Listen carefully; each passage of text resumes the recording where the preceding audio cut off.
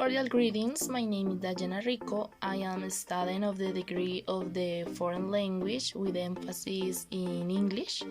And today I'm going to talk about three important documents that we must take into account during the course foreign language that are the syllabus, pedagogical and education practice, regulation agreement, and guidelines, pedagogical and education practice development. Then the syllabus is a document that guides students about what they are going to learn into the course. It contains the descriptions of the course, characteristics, the units that we have to develop, and the information about the learning results that they are going to have after seeing the course. In addition to design for each of the activities, the descriptions is that the course of acquisitions and learning of foreign language is a course that is part of the practical component of degree of the foreign language in participants' observation phase.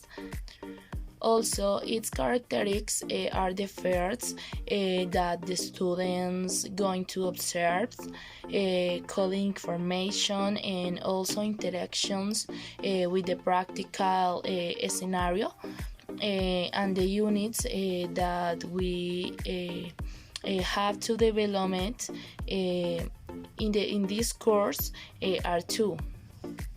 The first one unit is foreign language acquisition, from the theory to the practice, that divide in two phases. And the unit 2, learning trends in foreign language, that divide in three phases. Also, the learning outcomes are divided in 5. In the first one, we are going to understand the particularities of the pedagogical and educational practice process. In the learning outcome number 2, we are going to examine the factors that influence in the acquisition and learning process of the foreign language. In the learning outcome 3, we're going to compare the main factors of foreign language with our practical scenario. In the learning outcome 4, we are going to evaluate the teaching strategies used in the classroom, based on students' characteristics, are the motivation, ages, or learning styles. And finally, in the learning outcome 5, is establish a proposal with the new evaluation approach. In this course, we are going to 32 hours that are divided in 5 phases. The first phase does not contain any time because it's a phase of recognition activity. The phase number 2, we are going to develop 8 hours of participant observation. In the phase number 3, we are going to do 8 hours of participation observation. In the phase number 4, we are going to do simulator, 3 hours of SAPEC and 3 hours to develop the portfolio. And in the phases number 2, number 3, and number 4, we are going to complete 32 hours. In the phase number 5, we are just going to do the final activity, and this is all for the syllabus. Now we go with the agreement of pedagogical and educational practice. That are the rules governing the development of pedagogical and educational practice. Well, this agreement is divided in 9 chapters and has 24 articles. First, the chapter number 1 is composed by Article 1, definition, and Article 2, purpose of the agreement. Then the chapter number 2 is composed by the Article number 3, component, the Article 4, pedagogical and educational practice, the Article 5, nature and after, the Article 6, teacher in training, the Article 7, pedagogical and educational practice, training route, and this give off the some aspects that we have to take in account and understand to have a successful pedagogical and education practice. These definitions are about what are practical components, what is the pedagogical and educational practice, what are the nature of the offering of the practical component course, what is the formative road of the pedagogical and educational practice, and also these articles give of the definitions of who is the training teachers and what is his role in the educational practice. Now the next chapter is the number 3, composed by the Article 8, prerequisites, Article 9, enrollment, Article 10, training paths courses, Article 11, homologation, Article 12, work experience, and Article 13, compulsory scenario, where give up the definitions about what is the prerequisites that course we have to take before it is started, the pedagogical and educational practice, also tell us about the homologation of the practical component course and give off informations about what is the course of the formative road of pedagogical and educational practice, because they have an order that we have to follow, and also tell about the course agreement. The chapter number 4 is composed by the Article 14, principles of actions of the pedagogical and educational practice, where enlists out the principles of the actions that is training teacher has to follow in our practical scenarios. The chapter 5 is composed by the Article 15, academic networks actors, where enlists us who are the people that are in the academic network of the pedagogical and educational practice, and what is their role.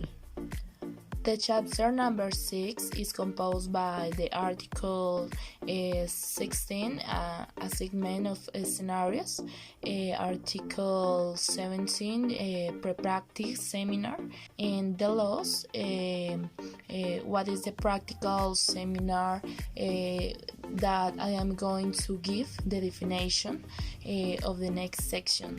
The chapter number 7 is composed by the article 18, evaluation of the AZ, article 19, evaluation of the practice, article 20, reason for disapproval, that the laws about what are the causes of disapproval, the pedagogical educational practice, also how is the process of evaluation. The chapter number 8 is composed by the article 21, duties of the students, article 22, rights of the students, that give us information about what hours that is, and what are the rights that we have to follow to also respect.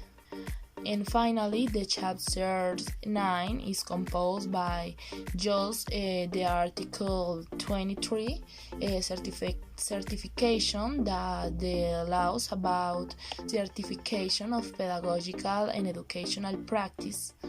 And the last document is the pedagogical and educational practice, that is the general guidelines to build knowledge through pedagogical and educational practice.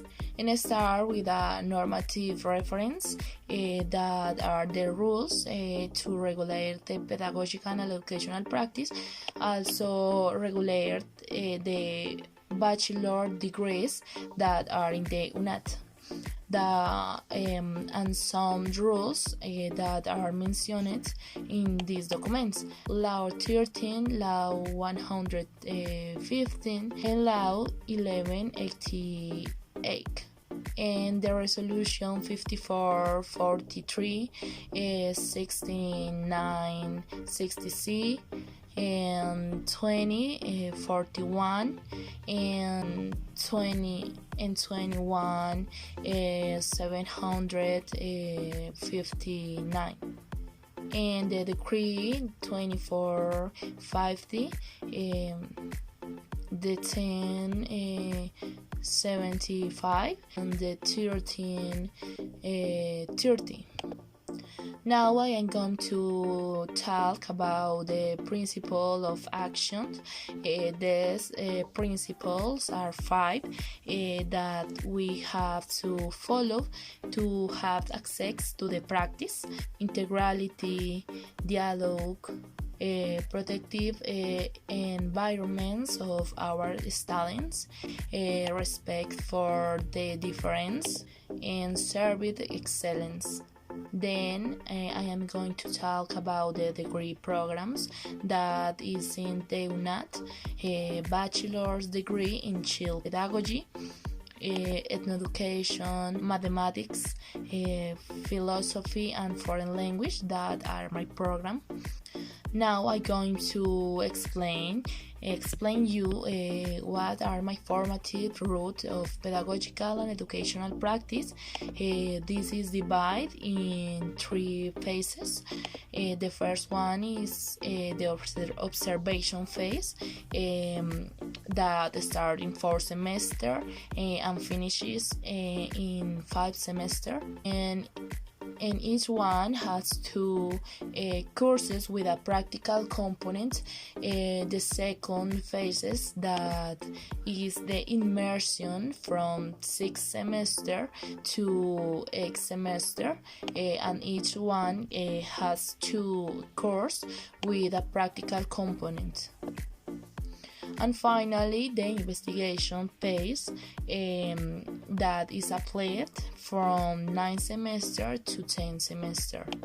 To finish, I am going to explain 3 concepts very important.